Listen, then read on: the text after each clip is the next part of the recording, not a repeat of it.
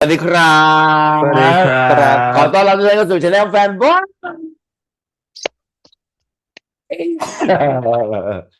อุ๊ยเป็นไรคือต้องจาอาจารย์มเออก่อนจะเริ่มลุงขออะไรอีกหนึ่งครั้งได้ไหมรหนึ่งอบเนี้ยสองสาม ขอแบบไม่จีระซ้ำกับอันที่แล้ว จีระเธหล่อน อมันแรดมันล้านมันดอกทอง เธอมันดั่งเอมี่บอกโอ้โหอย่ามาว่าลูกฉัน โอ้โหอืมฉันก็ด่าลูกฉันค่ะลา แต่ฉันตอนเอลูกเป็นเด็กดี มี่ด่านี้ทำไมฉันนึกถึงหน้าเจ๊จุกอ่ะ อุ๊ย หมายถึงเป็นคนด่าใช่ไหม โหใช่อืมเราต้องด่าคก็ได้นอื่นก็ได้ก็ได้ก็ได้คือขอยืมคำของเอมมี่ในเรื่องชื่ออะไรนะ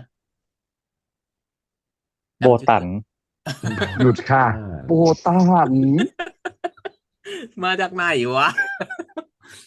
เราเรียกเอไม่มมี่แล้วกันรู้ฉันตั้งใหม่ขอให้ยืมคำของเอมมี่มาด่าจิระหน่อยแล้วกันวันนี้ตอนพาร์ทเปิดจบหัวเลยอะเห็นไหมโอ้โห เอาเลยใช่ไหมเริ่มเลยใช่ไหมเริ่มเลยใช่ไหมเพราะว่าคลิปนี้คือคลิป Burnout Syndrome ภาวะรักคนหมดไฟ Recap EP 7นะจ๊ะใช่ใช่จ้าอืมคือฉันต้องบอกก่อนว่าจีราแค่เป็นคนดีเฉยๆไม่สามารถที่จะปล่อยให้ก่อเนี่ยที่สภาพร่างกายไม่พร้อมดูแลตัวเองได้ การดูแลไม่ใช่การเอาปากไปจูบแก้มเขาค่ะก็เขาบอกว่าเขาขอมาไงก่อนไปทำให้ได้ไหมล่ะแล้วก็เลยแต่ต้องททำให้ำแล้วจำเป็นต้องทเพื่อเงินเธออย่ามาสปอยลูกค่ะเจ๊จุกำไม่ถูกค่ะทำไม่ถูกก็ต้องโดนด่าเธอรักลูกให้ถูกทางแต่มันถูกค่ะทำไปเพราะความรู้สึกรักนะรักที่นาไม่ยอมงอ่ะรับว่าตัวเองรักใช่ไหมเพิ่งจะยอมเอาแล้วรับก็ตอนนี้แหละเพิ่งตอนจูบจะยอมรับคือตอนนี่แหละใช่ไหมตอนจเออบนี้แหละแล้วก็พีมอ่ะกับพีมาแค่เสียดาย พีมันเริ่มต้นด้วยความรู้สึกดีมันเริ่มต้นกันมาด้วยความรู้สึกดีแต่กับอีกอร์มันเริ่มต้นกันมาด้วยความรู้สึกเกลียดไงอืมรู้สึกกว่าไม่ชอจะรู้สึกบใช่ไหมล่ะรักมันยากแต่พอเอรู้สึกอ แล้วความรู้สึกดีอยู่ไม่ได้คือค่ะเอาจริงๆนางแค่ไม่ยอมรับตัวเองแหละว่านางชอบคนเหี้ยเหมือนเหมือนที่เอมมี่พูดอ่ะมึงอะชอบคนเหี้ยอะไรอย่างเงี้ยที่นางบอกอ่ะหรอจะมาหล่อแต่ว่าอะไรมันทางทางชัดสักขนาดเนี้ยทางที่เขาทำให้เราแบบโกรธโมโหขนาดนั้นเมื่อกี้ยังเข้าข้างลูกอยู่เลยอันนี้คือเอออะไรเออฮะไม่หมายถึงว่าทางที่ทางที่ก่อทำให้โกรธและโมโหขนาดนั้นยังเขาเรียกว่าไงนะยังเชื่อว่ารักก่ออยู่เหรอหรือเป็นแค่ความสงรู้จักสารรู้จักตบจูบไหมคะหล่อนไม่รู้ รู้จักไหมว่าแบบว่ายิ่งผัวเมียทะเลาะกันมากเท่าไหร่ลูกเนี่ยยิ่งดกลูกดกนะเอแล้วก็อแล้วก็อยู่กันยาวด้วยคู่กันที่สุดอยู่ยาวกว่าแบบว่ากุมมือเดินเอจูบกันอเอเดิอนนี่ค่ะแต่เอาจกับริงๆนะมันกับพีมอะไรอะจีระไม่นี่เลยเนาะไม่ทะคือเอาเลาะไม่จริงๆนะอะไรเลยเนาะยอเวอร์ชันมตลอดเวอร์ชันพีมอะแอบรู้สึกว่าตอนที่ฟาดนะกะจะให้สะดอกเฮ้ยจะรอดเลยด้วยซ้ำเพราะมันมูดมันได้แล้วอะสำหรับพีมอะโอ้ยแต่ซีนนั้นดียังเลยอะพูดถึงซีนนั้นอะ ไม่เอาย้อนกลับมาก่อนไม่เป็นไรแค่บอกเฉยๆกลับมาก่อนกลับมาก่อนแล้วเดี๋ยวเราค่อยถอยไปตรงนู้นวันนี้เราจะพูดถึงพระรอเราเรางเยอะเพเราราะเรารัรีแคปแบบกพระรองย้อนกลับเนาะอืเราม รีแคปแบบย้อนกลับพี่ว่าพี่เห็นแต่ในสายตานะของจีระอะคือพี่ว่าไม่ได้มองดิวเชื่อไหมทีม พีมพี่พีมไม่ได้มองพีมแบบคนรักอะใช่มันมองแบบคนที่หลงไหลอะใช่หลงไหลแบบคือ เขาเป็นคนดีจังเลยอย่างเงี้ยเหรออืมจะบอกว่าไงดีอะมันคือเขารูปดีกับเราจัรสกลิ่นงเลยเสียงอ่ะมันอุ้ยแต่แล้วชอบจังเลยอะเอชออบอะเหมือนชอบจังเลยเหมือนเวลาชอบจังเลยจุกเจอศิลปินคนนั้นคนนี้ประมาณนั้นเลยใช่ไหมโอ้ชอบจังเลยแต่ว่าแบบหลงไหลหรอคนนี้ตอนแรแต่กใช่มันไม่ได้ attack เขาอะมันไม่ได้สร้าง inspire มันเอาใหม่มันไม่ได้เร้ากระตุ้นความต้องการภายในของเขาอะ อืมก็จริง เพราะว่าตั้งแต่ที่เราดูมาเนาะตั้งแต่ EP แรกเลยปะเราก่อนเนี่ยคือเป็นตัเราวกระตุ้นเอาหลายคำพูดๆด้านของเดิมมาเลยกีฬามาใช้ก็ได้คือกับทีมจีระไม่เคยเทิร์นออน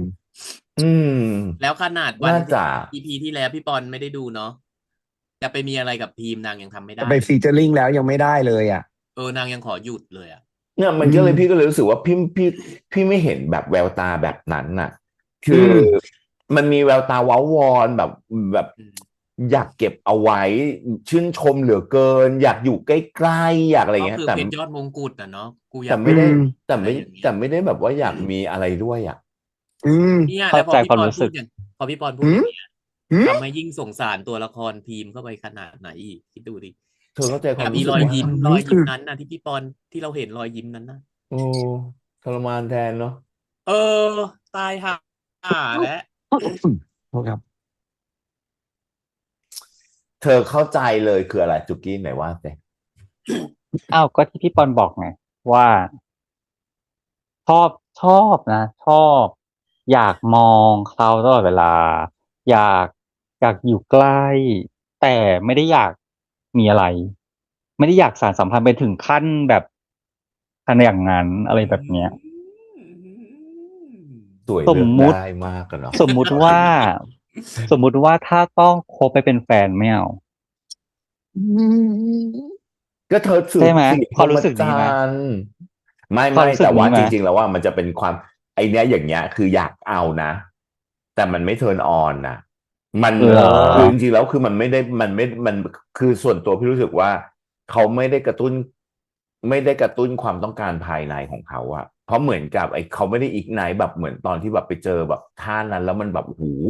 อินสปิเรชันมันมากลับมานั่งวาดรูปแล้วเป็นแบบเป็นวรรคเป็นเวรอะไรขนาดนึกออกปะ คือผลงานของเขามันถูกจุดด้วยคนคนนี้อ่ะมันเหมือนกับ ชัดที่สุดคือ EP หนึ่ง อะไรอย่างเงี้ย แต่ว่ามาอย่างเงี้ย มารอบเนี้ยเห็นแบบมันเห็นการอะไรบางอย่างเนี่ย แต่ว่ามองด้วยสายตาศิลปินไง มันไม่ได้มองด้วยสายตาของคนที่มอง ค มัน นรัก คนคนหนึ่งที่มองคนคนหนึ่งอะอะไรอย่างเงี้ยนึกออกปะมันมองด้วยสายตาศิลปินที่กำลังคิดสร้างผลงานอะ หรือเขาเป็นคนชอบด้านมืดวะพี่ปอน คือ ก็เห็นไหมว่าเห็นว่าตอนที่พีมมันเทิร์นดาร์กออกมาในร้านนั้นอ่ะอีร้านตีของตีอะไรอย่างเงี้ย แล้วอยู่ๆนางก็แบบว่ามีอินสปายขึ้นมา มีนู่นนี่คิดอะไรออกเหมือนตอนที่เวลานางไปอยู่กับกออ่ะ เอาตรงๆนะบางทีสภาวะบางคนน่ะมันชอบความไม่แน่นอนของชีวิตอยู่ระดับหนึ่งนะความเจ็บปวดบางอย่างที่ ให้มีความ ไส เสี่ยง แบบอะไร อะไร แบบ อย่า นั้ ง น เงี้ย นะชอบในเรื่องแบบนั้นน่ะ คือมัน รู้ เหมือ ว่าน แบ เสี่ยง บ แต่คงต้องขอร้องเงี้ยเหรอ เอาตรงๆนะมันเร้าใจนะพี่ว่านะเอาตรงๆคือความรู้สึกแบบนั้นมันน่าจะสร้างความเร้าใจบางอย่าง เพราะว่าถ้าอยู่กับพีมเนี่ย นี่คือความเรียบง่าย อะไรก็ได้ ฉันก็ให้เธอ คือ ก็ให้ ถ้า อะไรก็ได้ ถ้าพีมนะใช้ความเป็นทีมก่อนที่จะมาเจอจีระนะ อันเนี้ยอาจ มัน มี น่า สิ จะ ทธิ์ แซ่บ อาจ ก จะ ว่า มี นี้ สิทธิ์ นะ เพราะว่ามัน เสน่ห์เนอะ เอาอย่างนี้อาหารอร่อยเหมือนกัน แต่ต่อ คือรสแซ่บถูกปาก ได้เป็นแบบนี้ คือนึกออกปะรสคือจานเดียวกันเลยก๋วยเตี๋ยวก็ก๋วยเตี๋ยวแบบเดียวกันเลย แต่ต่อเนี่ย มันมีพริกมันมีน้ำส้มก่อเนี่ยมันมีพริกมันมีน้ำส้ม นึกออกไหม มาแบบว่าซีดอะไรอย่างงี้ใช่ไหม แต่ว่าพีมเนี่ยคือแบบ ก๋วยเตี๋ยวน้ำธรรมดา มันไม่ได้แตกต่างอะไรกับ อ่า แกงจื เดี๋ยว ด น้ำ อะไรอย่าง ใส เงี้ย อะไรอย่างเงี้ยเนาะ แต่ว่าน้องกันเป็นคน ใช่เทียบ น้องกันว่ะคือจีระชอบแบบรสจัดอะนึกออกไหม คือเดี๋ยวน้ำใสที่แบบว่ารสชาติกลมกล่อมแค่นั้นเลยจบ เหมือนบะหมี่กึ่งสำเร็จรูปรส ความนู้นมันแซ่บ ต้มยำกุ้ง อะไรดั กั งนี้ หมูสับ ดังนี้ แต่ คื ชอบ เทส เผ็ดแซ่บ ชอบเผ็ดแซ่บอะไรอย่างเงี้ย พี่ว่านะ อ่า แล้วพอก็ ก็ พี่ จริง มันก็เลยทำให้เรารู้สึกว่า ถามว่ากินได้ไหมไอต้มจืดอะรสธรรม กิ ดาน ได้ กินได้แต่ถูกปากไหมไม่ ก็จ ก็ ริง ปะ กินได้อร่อยนะ แต่ แต่ ถ้า อร่อย ก็ไม่ได้ อร่อย ขนาดนั้น ก็เลือกของ อะไรอย่าง แซ่บ เงี้ย อยู่แล้ว ก็ ถูก เลือก ปะ ของ เพราะว่า แซ่ ฉัน บ ชอบเพจเนาะอย่าง อ่ นี้ า พี่ว่าน่าจะ ก็คือก็เหมือน น่าจะ อ เห็น ย่างที่ ภาพ โบ เนอะ ตันบอกนั่นแหละ โบตัน สรุปแล้วคือตัวละครนั้นชื่อโบตันไปแล้ว เอมหมี ตั้ง เถ ชื่อให้ อะ โบตัน สงสาร สงสารเอมมี่ว่ะ สงสารเอมหมี เข้าใจ เอา EP ที่แล้วด่าก่อไปซะยับเลย EP นี้สรุปอ้าว มา ไม่ EP นี้ก็ด่า ไป ต่อได้ พู นะ ด เอาจริง EP ไป นี้ เถิดทั้งคู่เลย พี่ นะ ปอนอาหารหมาของเรื่องก่อนเรายังกินไม่หมดเลย สนับสนุนช anel แฟนบอยสามารถซื้ออาหารหมาได้โดยสแกน QR code ด้านล่างนี้นะคะสแกน QR code ด้านล่างนี้ ไม่ต้องส่งอาหารหมามานะค ไม่ รั ต้ บ องส่ง ไม่ต้องเดี๋ยวไปซื้อเองอยากเลือกรสที่ชอบ แล้วอยากเลือกโซเดียมระดับด้วยที่ชอบด้วยขออภัยนะครับ เออ แต่สนับสนุนได้ เดี๋ยว สนับสนุนได้ ใช่ เดี๋ยวเฮอร์คิวลิสเข้าพี่ปอน หุยแรงมาก ก็กินได้อยู่เบอร์กิวลีนพี่ปอน ก็เคยกินอยู่ประมาณนึง อย่าคิดว่าฉันไม่เคยกินนะฉันเคย ในบางเรื่องฉันก็เคยมาแล้ว อืม เออ แต่ก็อย่างที่บอกเมื่อกี้ว่าทำให้อีพีทำให้เราสงสารพีม ใช่ สงสารตอนที่เขามาแบบยิ้มดีใจตอนที่อยู่ข้างหลัง ที่ อ่ะ พี่ปอนบอกอะไรนะพี่ปอนใช้คำอะไรนะอีพ่อหนุ่มคนซึนอะไรนะเมื่อกี้ ซินเดอเรส รอยยิ้มของพ่อหนุ่มซินเดอเรส แล้วมายิ้มมุมปากแบบนั้นนะอีห่า ไม่แล้วยิ้มแบบขอร้องเถอะอันนั้นคือยิ้มจากข้างในที่แบบตะโกนออกมาบอกแล้วากูมีความสุขที่สุดในโลก คือคนมีความ อ่ะ สุขชิบหายแล้ว ดี อะ ใจ มัน แล้ว เป็น เขาเลือก ความสุข อย่างเงี้ย ไม่ใช่ มันเป็น เหรอ ความสุขของคนได้ทำให้กับคนที่ชอบ เธอ อะไร เธอดูเปิดซีนป่ะ นางดูแบบว่า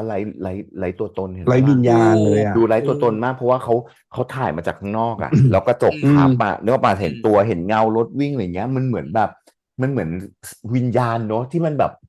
เขาไม่ได้มี มี แบ แต่ บ ร่าง มีแค่เขาโครงของเอาไลน์ของลายมนุษย์น่ะเอาไลน์อย่างเดียวอ่ะแล้วมันไม่สามารถหยิบจับหรือว่าสัมผัสได้อ่ะ คือความรู้สึกพี่นะที่มันผ่านกล้องมาตอนนั้นน่ะนะตอนเฟรมแรกของตอนที่เปิดมานึกออกจำได้ป่ะ อืม แต่ตอนหลังเห็นปะแม่งถ่ายมาตัวตนแหละเป็นตัวเป็นตนน่ะแล้วเป็นตัวเป็นตนที่มีรอยยิ้มมากซึ่งเราไม่เคยเห็นรอยยิ้มแบบนี้ จริง นี่คือ เน ร อะ อยยิ้มของอะไรรู้ปะรอยยิ้มลองนึกย้อนดีๆนะมันน่าจะเป็นช่วงวัยรุ่นที่มีรักแรกแล้วแอบคุยกับเขาแล้วแบบเขาคุยด้วยอ่ะ เออ แล้วเขา นึกออกปะ ด้วยเนาะ แล้วยังคุยด้วยอ่ะ จริง อารมณ์แบบว้าว คือแล้วก็คือเหมือนประมาณว่าพอเก็บไปไม่ได้ต้องบอกเพื่อนอะอะไรอย่างเงี้ย แล้วมันทำอะไรมากไม่ได้กูก็แค่ดีใจอ่ะกูอะไรอ แล้ว ย่าง ก็ เงี้ยแล้ว ทำ เรา แก้เกอร์ไปเนาะ เออ ทำแบบเขินเพื่อนอะนั่น นึกส น่ะ ภาพออกไหมนึกสภาพออกไหมแล้วเนี่ยแล้วเจอแบบหนึ่งรอยยิ้ม อิน กับห เตอ นึ่ง ร์ จุ พิ ๊บ เทชันแบบเขาเรียกอะไรนะ มีเป้าหมายของการ ใช่ กระทำแล้ว ใช่ ทำให้มีความสุข คือถ้าอย่างที่ตัวละครอะไรนะชื่ออะไรนะโอมเหรอใช่ปะ ใคร เจ คะ แต่แจ น็อตไม่ใช่ น็อตคือน็อตมันเคยพูด ไม่ใช่ ว้ไงว่า ค่ะ ไม่ใช่ชื่อน็อตค่ะ เอเจแล้วกันจำชื่อไม่ได้ แล้วเอเจจริงๆใช่ไหมไม่ใช่เจใช่ไหม ไม่รู้ว่าเอเจหรือเจเจสักคนหนึ่งโอเคเอ อ่ะ เจหรือเอเจนี่แหละสักคนหนึ่งที่เคยพูดไว้ว่าตัวพีมเองอ่ะนางไม่เคยมีคู่แบบนี้มาก่อนน่ะ นางเป็นพวกที่แบบว่า ก็คือวันไนท์สแตนอ่ะ นักล่า คืนแต่ละคืนอะไรอย่างเงี้ยแล้วพอดีพอมาเหมือนพี่ปอนว่านางมาเจอรักครั้งแรกอ่ะ เป็นรักครั้งแรกในชีวิตนางแน่ๆเลยอ่ะ อะไรอย่างเงี้ยเพราะนอกก่อนหน้านี้คือ แค่ความใคร่เนาะแค่ความใคร่อย่างเดียวเลย แต่อันเนี้ยมันกลายเป็นความรัก นางรู้จักความรักครั้งแรกอ่ะ แล้วรอยยิ้มนั้นนะยิ่งตายอย่างที่พี่ปอนบอกยิ่งกลายเป็นว่าอีห่าทีนี้กูสงสารพีมชิบหายเล เน ย อะ ที่เอากระบองมา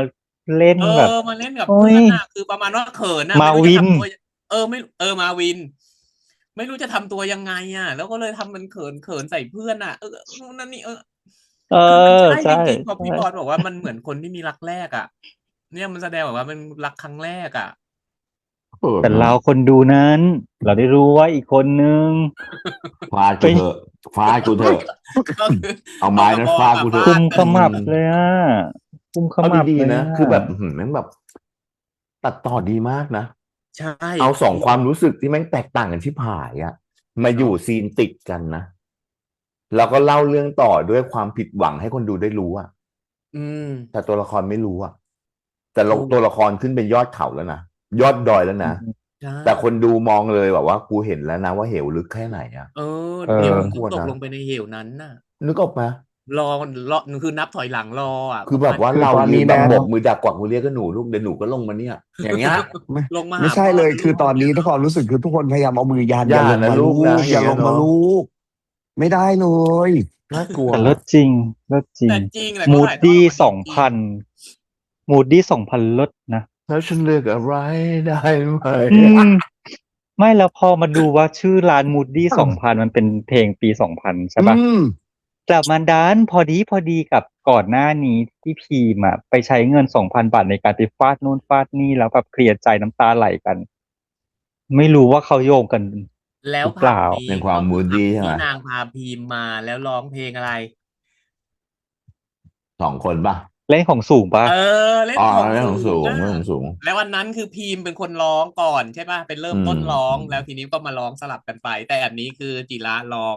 ใส่หน้าก่อ มัน เธอต้อง ช่าง ร้อง ต่าง เพลง กันเหลือ พา เกิ ยั น กค่ะจริง ๆ แล้วอ่ะไม่ใช่ มันลดแล้วมูดมันต่างกันเลยเนาะ แบบ โอ้ โอ้โห คนละขั้วแต่ใช้แบบ โอ้โห มันแซ่บมันเลิศขนาดนี้ แต่ฉันชอบน้องการเล่นนะ เนาะ น้องการเล่นแบบว่า ฉันกินพริกไม่ได้ แต่ฉันชอบรสเผ็ด เรื่องออกมา ฉันกินแซ่บใช่ไหม ฉันกินพริกไม่ได้แต่ฉันชอบรสเผ็ดเนี่ย ฉันแอบแซบ คือเหมือนอารมณ์ไปบอกพีมว่าฉันไม่กินพริก ฉันกินพริกไม่ได้ แต่พอหลังบ้านโอ้โหต้มยำโฮกเลยอะนึกออกปะ คือแบบ คือพริกลอยเต็มเลยมีแต่ลูกโดดเนาะในนั้น คือแหน แต่ ม ฉันช เนื อ อบ งเนี่ยโอ้ ช โห อบเหมือนกัน ใส่พริก ชอบเหมือนกัน 2 เม็ดอะจริง ชอบน้องกันเล่นเหมือนกันน้องกันจะชอบแบบ คือเวลาดูอ่ะ น้องกันจะเหมือนจะแบบเล่นMVตลอดเวลา จะต้องมีท่านั่ง เอียง มือพาด สายตามอง ก็สวย อะไรแบ อ่ะ บเนี้ย เออ ก็ส เฮ้ยว แล้ว ย นาง อ่ะ สวยจริงแล้วแบบด้วย นาง ความที่ผม นางแส บ๊อบ ดง มัน นาง จะแบบ นางแสดงออกมาแบบคนสวยขา เออ การ นาง ท่าเท้าแขนไว้บนในเนี่ยไอ้พนักของโซ เออ ฟา เดเด เนอะมันเหมือนแบบ มันทำอย่างเงี้ย อาร์ตเด็กอาร์ตตลอดเวลา ฉันว่านี่คื นา อง เป็ เล่ น นมีอินเนอ 10% ร์ มาจากพี่นุชชี มีอินเนอร์ นางเล่นมีอินเนอร์นางเล่นมีอินเนอร์ จริง นาง จริ เล่ ง น แต่นางเล่นดีจริง หมายค แล้ว วาม จัด ว่า ระเบียบร่างกายสวยมาก ใช่ นะ ถ้าลองนางเลิศเพราะว่ามาแบบจากการจัดระเบียบร่างกายแล้วก็มันเหมือนดีไซน์ไว้แล้วอะถ้ากูจะต้องนั่ง จริง กูจะนั่งแบบนี้ ถ้าคนแบบจิระต้องนั่งแบบนี้อะไรอย่างเงี้ยเนาะ อืม นั่งปุ๊บ นางรู้ ท่านต้องไขว่ห้าง เออ ไขว่ห้างแล้วเท้าแขนอะไรแบบเนี้ย แล้วต้องอยู่ที่ชุดด้วยนะว่าชุดแบบไหน ใช่ เออ อืม ถ้าชุดแบบไหนจะนั่งแบบไหนอะไรเงี้ย อืม เพราะว่าถ้าชุดมันคลุมเยอะคลุมใหญ่อย่างเงี้ย อย่างกางเกงข้างล่างเนี่ยถ้าคลุมเยอะคลุมใหญ่ก็จะไม่ไขว่ห้าง อืมอืม นึกออกปะ ใช่ เพราะว่าไขว่ห้างก็จะไม่เห็นอะไรอยู่ดี แล้วก็ตัวก็จะตัน แต่ถ้า ใช่ สมมติว่าชุดเล็กขาสั้นเนี่ยมันต้องมาละ ขาสั้น ไขว่ห้าง ไปให้ เออ ขาจะยาว ชุดนักศึกษาก็จะไม่นั่นนะชุดนัก ไม่ ศึกษา ก็ต้อง เออชุดนักศึกษา ให้มี นั่ง ทรง เออ มีอะไรอย่างเงี้ย เออ นึกออกปะก็ดูแล้วมันรู้สึกแบบ ว่ะมันดีไซน์ไปหมดเลยว่ะซึ่งพอดีการดีไซน์มันตรงกับคาแรคเตอร์ อืม มันก็เลยยิ่งขัด อืม อืม จริง แล้วก็ ยิ่งทำให้ เขา เห็นความแลบ นี่อันนี้คือนี่หนึ่ง ความแลบ เรื่องในการแบบว่าในการเข้ากับพร็อพนะเพราะมันดูเป็นธรรมชาติ เพราะบางตัวละครเนี้ยถ้าสมมติเก้าอี้ทรงเนี้ยเก้าอี้ทรงที่อยู่ในห้องก่อในห้องนอนก่อที่มันเป็นแบบมีทรง บุก โค้งอย่างเงี้ยใช่ไหมแล้วก็แบบมีโค้งมนอย่างเงี้ย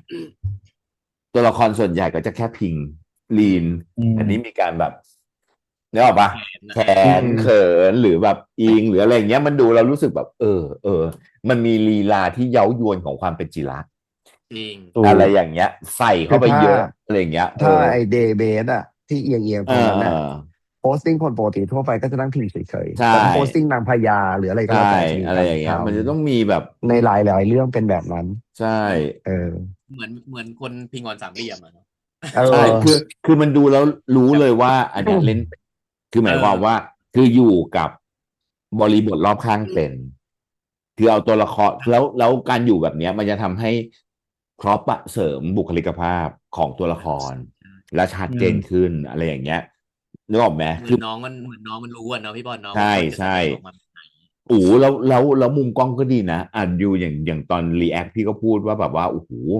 น้องการตัวเล็กมากนะใส่เสื้อสีดำตัวเล็กมากนะแล้วในขณะที่แบบลายล้อมในผับอะ เออ แล้วทำไมมันดูเป็นแบบว่า Apple of the Eye ขนาดนั้นวะ เหมือนสปอตไลท์ส่องอะเนอะ อืม จริงแล้วคือแบบเฮ้ยมันอะไรขนาดนั้นน่ะ มันใช่มันเป็นแบบ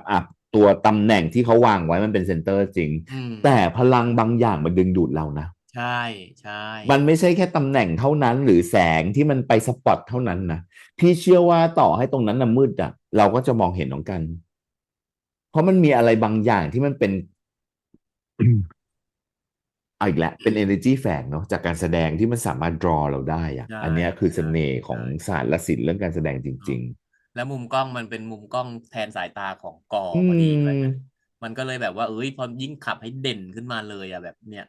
เด่นสุดเลยตรงนั้นนะแล้วในขณะที่คนอื่นโยกกันสนั่นหวั่นไหวนะแต่น้องการโยกเบาๆนิดๆอะนึกออกปะเนี่ยคือแบบสรุปแล้วนะคือการไม่ move เนี่ยเป็นการ draw attention ของคนบางคนด้วยซ้ใช่ ำนึกออกปะมันดูใช่แล้วรู้สึกแบบเอ้ยตายห่าละไม่ต้องโยก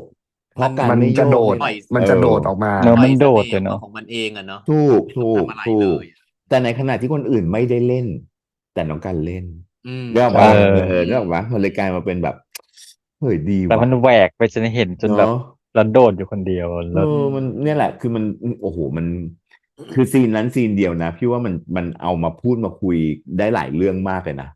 ใช่วิธีการเล่นการปล่อยมุมกล้องแทนสายตาบรรยากาศมูดแอนโทนแสงเงาซึ่งแสงเงาของมูดดี้2000กับอีร้านระบายอารมณ์อ่ะคนละเรื่องเลยนะ อืมอืม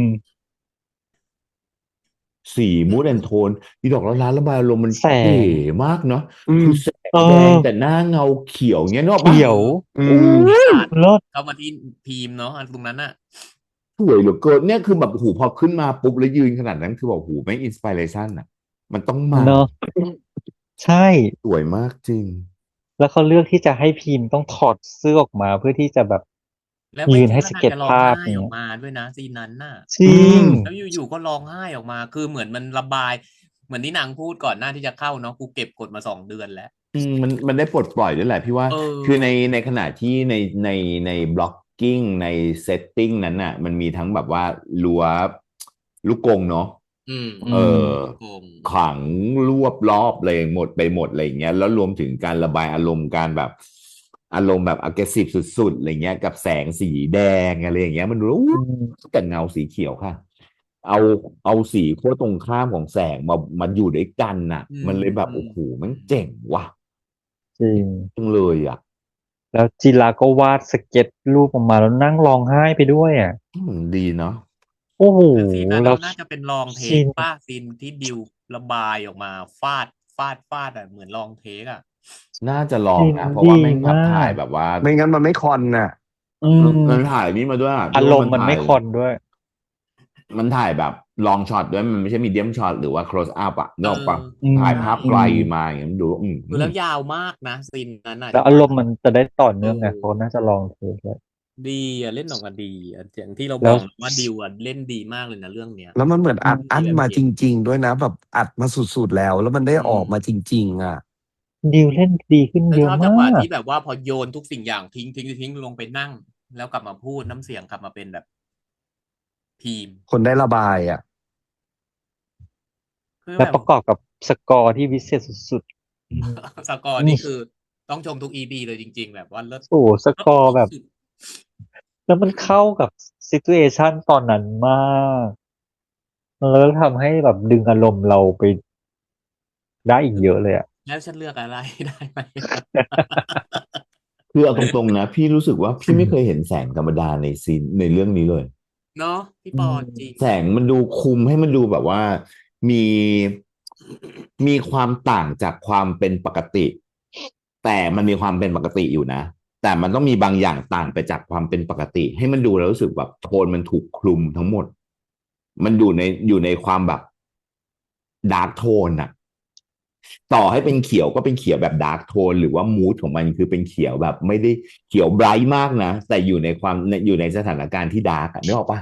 อืมอืมมันดูเหมือนแบบมันกำลังคุยอยู่กับเราข้างในทั้งหมดเลยมันเป็นสภาวะที่มันเป็นสภาวะข้างในทั้งหมดอะที่มันมาพูดกันนะว่ามันคือแบบเรื่องดาร์กอะไรบ้างที่มันมีอยู่ข้างในเราอะไรเงี้ยสีของแสงที่แบบว่าแม้กระทั่งตอนเช้าอ่ะ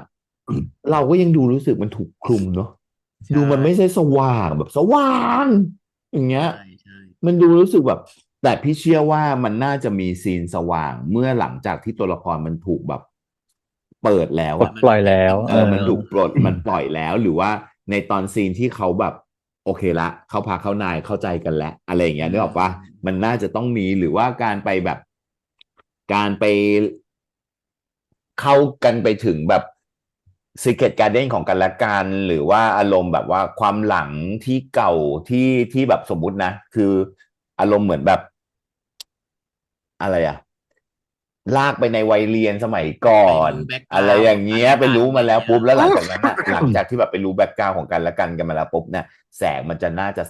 สว่างขึ้น อืม โทนมันน่าจะสว่างขึ้นแล้วมันจะดูแบบสบายตาขึ้นแต่มันยังมีลูกเท่อยู่ อืม มันทำให้ตัวละครมันรู้สึกแบบรีแลกซ์มากขึ้นนะเข้าใจพี่ปะ อืม อะไรแบ เข้า บ ใจ เนี้ยอารมณ์แบบอย่างเงี้ยแล้ว เข้าใจ แล้วถ้าสมมติซีนที่มันจะเป็นแบบเป็นเลิฟซีนหรือว่าเป็นแบบเป็นซีนเข้าพาเข้านายอะไรอย่างเงี้ยมันจะดูละมุนขึ้น มันจะไม่ดูแบบอาร์คลา ใช่ แกสซีฟอะไรอย่างเงี้ยเออ ก็ดูอย่าง คิ ข ด อง ว่า ตอน นะ ก่อสิ ที่อยู่หน้าผับเห็นไหมแสงแดงแป๊ดแดงแบบเด้ง แดงมาก เงี้ยเนาะ มันมันเป็นสภาวะจริงๆเนาะคือเรื่องนี้มันคุยกันเรื่องสภาวะอ่ะมันก็เลยกลายมาเป็นแบบทุกอย่างที่มันออกมาไม่ว่าจะเป็นซาวมันเราไม่ได้ฟังออกรู้เรื่องชัดเจนนะนึกออกไหม ใช่ แต่มันสร้างสภาวะเนาะหุยเท่จังเลยมาซาว มั แบ น บนี้แล้วทำทำให้เรา ไมมัน แบบ ดูแบบลอยขนาดนี้วะอะไรอย่า มัน งเงี้ยทำให้ มั เรา นสร้างฟัง แบบ แล้วหลับตาแบบ มันดูแบบมันดูทำให้เราลอยหมายถึงว่าไม่ได้ลอยเสพยานะคือลอยแบบว่าทำไมมูดของบรรยากาศของตัวละครมันดูแบบมันไร้หลักขนาดเนี้ยมันโลไปได้เละไปได้อย่างเงี้ยแบบโอ้โหมันเจ๋งว่ะฟังแล้วมันเป็นตัวบทภาพแสงเสียง นักแสดง เนาะวิธีการ ค แส รบ ดงมันพาเราไปแบบในเรื่องของสภาวะจ จริ ริง ง ๆ เลิศดี อืม เลิศดี เล่นดีทุกตัวละครเลยอ่ะ ดีมา ไม่ ก มีใครไม่เพียงพำไม่มีใครเพียงพำเลยนะในเรื่องเนี้ย ดี คือ มาก แบบโอ้โหก่อเอาจริง ๆ ก่อต่อให้เราเกลียดมันขนาดไหนเนาะแต่จุ่มมันเล่นออกมาดีมากนะ เล่นละเอียดมากอ่ะ มัน เล่น เล่น เรื่อง ละ นี้ เอี ละ ยด เอียด มาก จุ่มเล่นละ มา เอียด วินยังดีเลยอ่ะ เออ มันชอบตอนที่เปลี่ยนเสื้ออยู่ตรงล็อกเกอร์อ่ะ แล้ว จีราเดินเข้ามา เออ เปล่านะ ผมชอบ กินปูนร้อนทองมากค่ะ สำน เป วน ล่า กินปูนร้อนทองเห็นได้จากเรื่องนี้ ผมยังไม่ได้ ค่ะ พูดอะไรเลย เออกินปูนร้อนทองที่แท้ทรูจริง อืม เนี่ย ดี แค่ จริง สั้นๆแค่นั้นน่ะ ยัง ดีทุ ดี กอ เล ย่าง ยอ่ะ ดีทั้ง ๆ หม ดี ดเลย ดี ดีหมดเลยจริงเรื่องเนี้ย ไม่ แล้ว ว่า เอา ถึ จ งแม้ ริง ว่า ๆ เรา นะ จะ วิธีการเล่นขนาดเนี้ย เราไม่ต้องดูเลยเนาะว่าคอนไม่คอน อืม อื อื ม ม ไม่ได้สน เนาะ ใจเลย มั นะ น ว่าอะ จ ไร ริ ที่ ง แบบมันเพรี่ยงพล้ำบ้างอ่ะ จริง คือมันพาเรา ไม่ได้ มัน สัง พา เก เรา ต เข้า เล ไป ยด้วย มันพาเราร่วมไปหมด เลย ร่วมไปทุกเหตุการณ์เลย เห็นไหมว่าเราไม่ได้ดูเลยว่าอีนี่ผมสั้นผมยาวเมื่อกี้ผมยาวผมสั้น ไม่มีเลย มันไม่มีเวลาให้เราไป ไม่ สนใจเรื่องพวกนั้น คือมันสมูทจนเราไว้ใจอ่ะ ใช่ อื ใช่ ม อืม มันสมูทจนเราไว้ใจ มันสมูทจนเรารู้สึกแบบว่าโหมันไม่มีเรื่องแบบนี้แน่ จริง จริง มันดูแล้วมันดูแบบกลมกลืนแบบลื่นตาไปหมดอะไรอย่างเงี้ย จนเรารู้สึกแบบมัน ไม่ ไม่ มี มี ตรงไหนให้เราเอะอะเนาะ มัน ว่า ไม่มีจุดสะดุด มันไม่มีจุดสะดุดอะแล้วก็เรื่อง อืม ก็ดึงเราให้อยู่กับเรื่องตลอดเวลา ใช่ ใช่ อืม เปิดพาร์ทหนึ่งแล้วอยากจะจบพาร์ทหนึ่งปุ๊บกูอยากเปิดพาร์ทสองดูต่อเลย อะไรอย่างเงี้ย คือ ทัน แล้วมัน ที เร็วมากแต่ละพาร์ตอะเห็นไหมอย่าง ใช ที่เราบอก ่ อะจบแล้วเหรอทำไมมันไวจังวะ อะไร มัน เงี้ เรา ย รู้สึก 16 นาที 15 นาทีนะ เนาะ มันไม่ใช่แบบ มันไม่ใช่แบบ7 นาที 8 นาทีนะ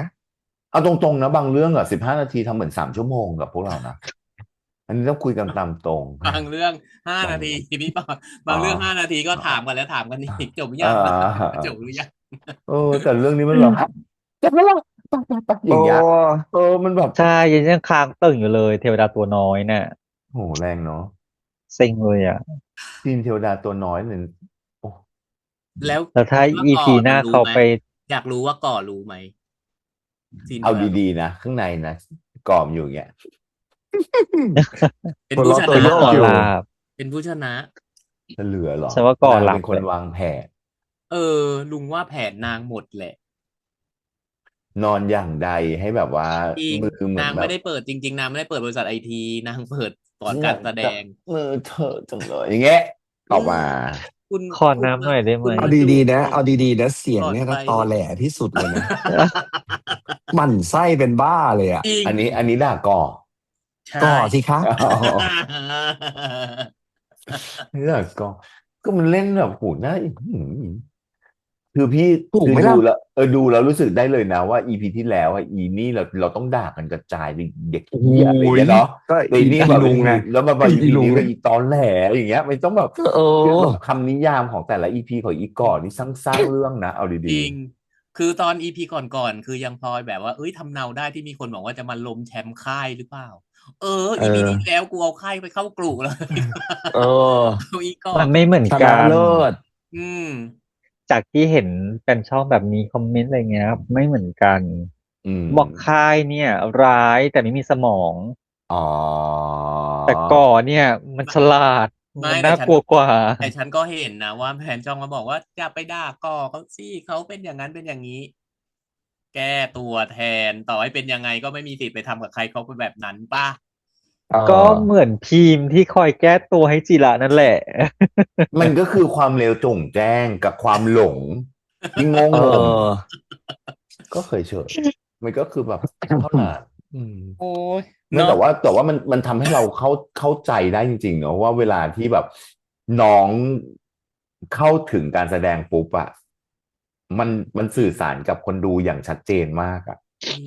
มันสื่อสารกับคนดู มันเรียวนะ ที่มันไม่ใช่บทอย่างเดียวอะนึกออกปะมันสื่อสารกับคนดู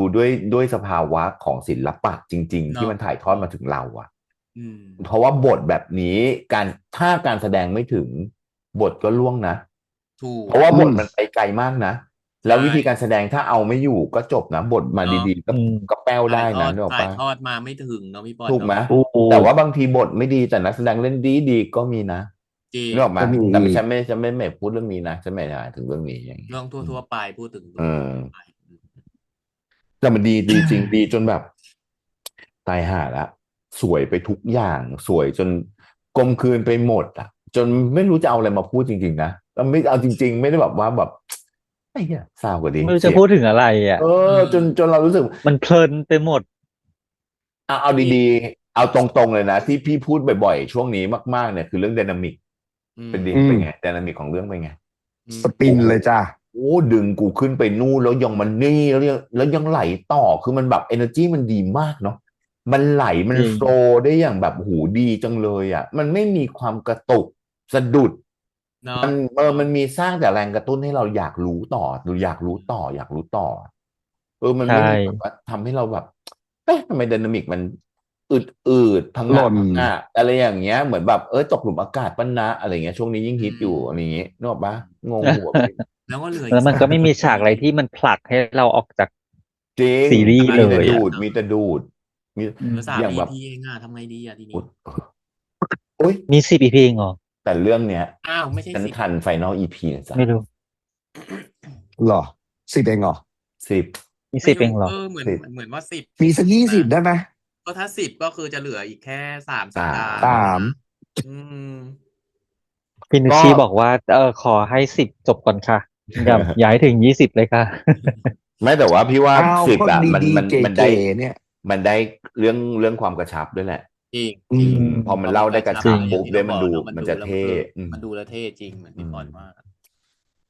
เพราะว่าบางทีถ้ามันแบบว่า10แล้ว ยังไม่กระชับอีกก็ไม่ไหวนะนึกออกปะ